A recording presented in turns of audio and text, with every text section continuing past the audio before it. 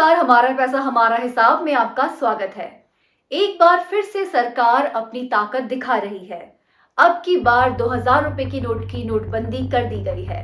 2016 की अचानक नोटबंदी से सीखकर इस बार कम से कम देश को थोड़ी मोहलत दी गई है। 30 सितंबर तक आप अपने नोट बैंक से एक्सचेंज करा सकते हैं, लेकिन एक बार में बस 10 नोट ही बदले जाएंगे। जाहिर तौर पर जनता में घबराहट है, कई सारे सवाल हैं। सरकार अब ही क्यों ऐसा कर रही है? क्या हमें ट्रैक किया जा रहा है? क्या इनकम टैक्स ईडी वगैरह हमारे दरवाजे पर भी आ सकते हैं? और अचानक ही बाजार में 2000 रुपए के नोट की बाढ़ सी आ गई है। अखबार ऐसी खबरों से भरे पड़े हैं। दुकानदारों ने सबसे पहले इसके असर को महसूस किया और बहुत सारों ने 2000 का नोट लेना ही बंद कर दिया है। व्यापारी और दुकानदार अब बैंक जाने से कतरा रहे हैं कि कहीं वे ही ना इनकम टैक्स डिपार्टमेंट के जाल में फंस जाएं। एक बिल्डिंग के सामान के सप्लायर ने इंडियन एक्सप्रेस को ये बताया, हम 5 से 7 दिन की कामकाजी पूंजी के लिए नकद रखते हैं, कुछ 20 लाख रुपए, ज्यादातर 2000 के नोटों में। अब मेरे ग्राहक भी 2000 के नोटों में अपना भुगतान कर रहे हैं। लोगों में फैलते डर, आशंका और अव्यवस्था को देखते हुए सरकार कुछ बदलाव और सफाई के साथ पेश आई। एक की 2000 रुपए का नोट 30 सितंबर के बाद भी वैध रहेगा। फिर नोट बदलवाने की डेडलाइन ही क्यों रखी गई? दूसरा कि कोई निगरानी नहीं हो रही है और ये नोट किसी भी बैंक में बिना दस्तावेजों के भी बदलवाए जा सकते हैं। लेकिन लोग फिर भी आशंकित हैं। अभी 7 साल पहले ही तो उनके सर पर नोटबंदी का पहाड़ टूटा था।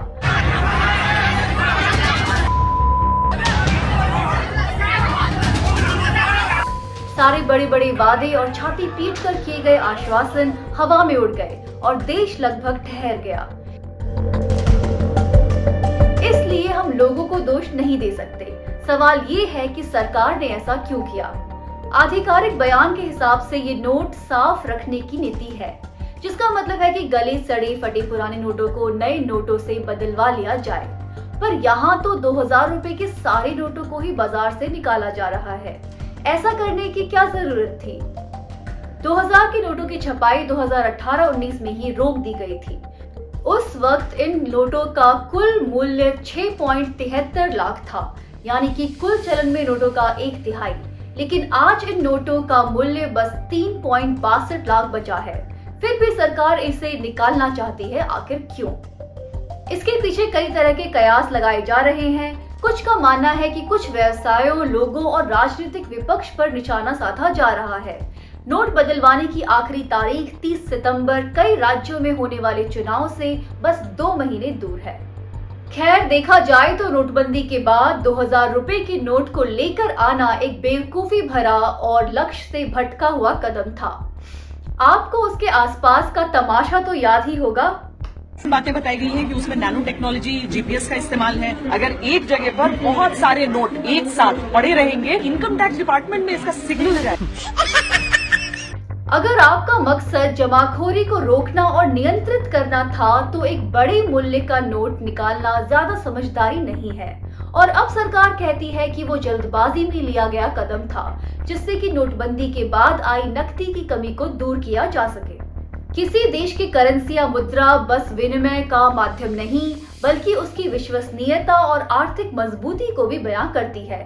लेकिन हमारी सरकार ने एक बार फिर से इनके साथ खिलवाड़ किया। अब बस दुआ ही कर सकते हैं कि इससे देश और अर्थव्यवस्था पर कम से कम प्रभाव पड़े।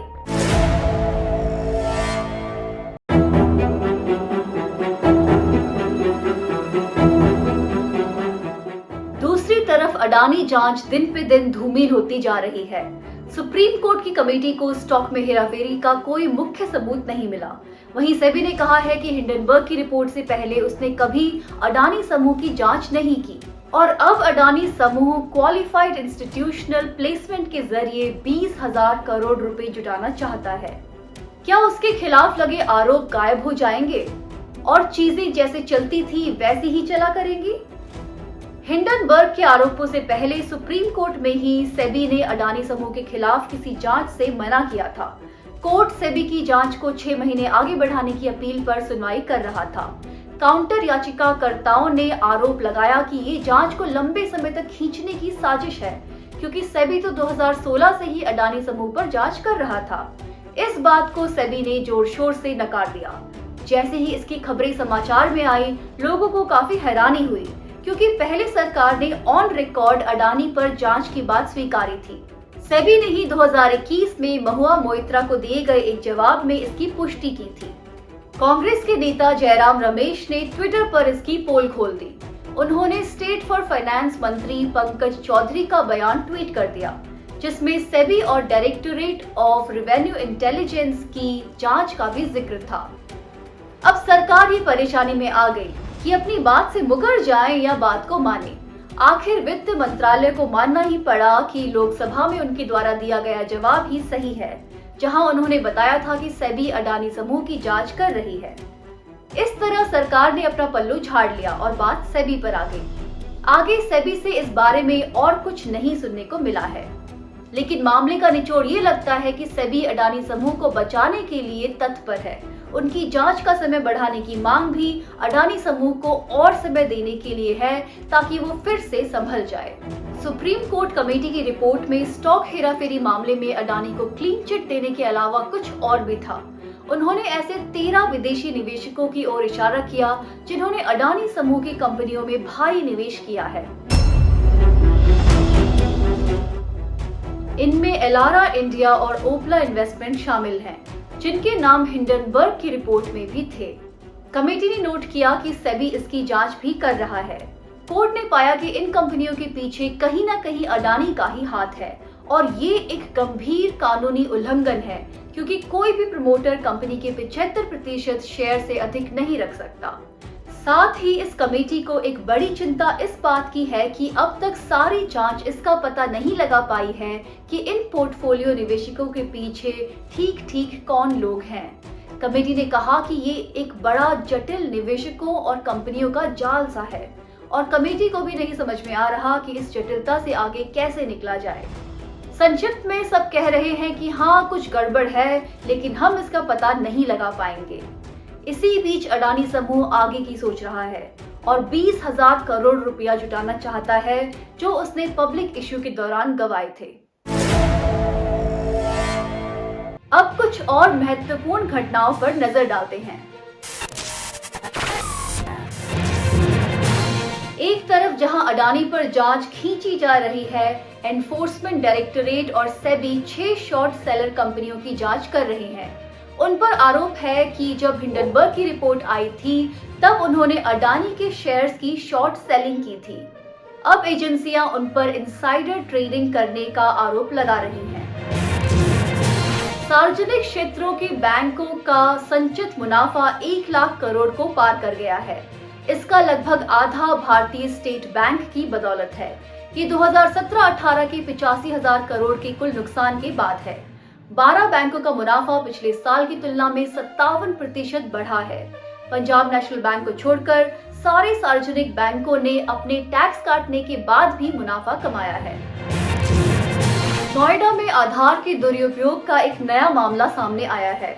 पुलिस ने 7 संदिग्ध लोगों को हिरासत में लिया है, जो पैर के अंगूठों से नकली आधार कार्ड बना रहे थे। इन आधार कार्डों पर बैंक से लोन लिया जा रहा था। पुलिस को शंका है कि ये लोन की राशि करोड़ों में है। धोखाधड़ी से व्यवसाय करने वालों के खिलाफ आवाज उठाने वालों पर हमलों के मामले में भारत 2022 में दुनिया में दूसरे स्थान पर है।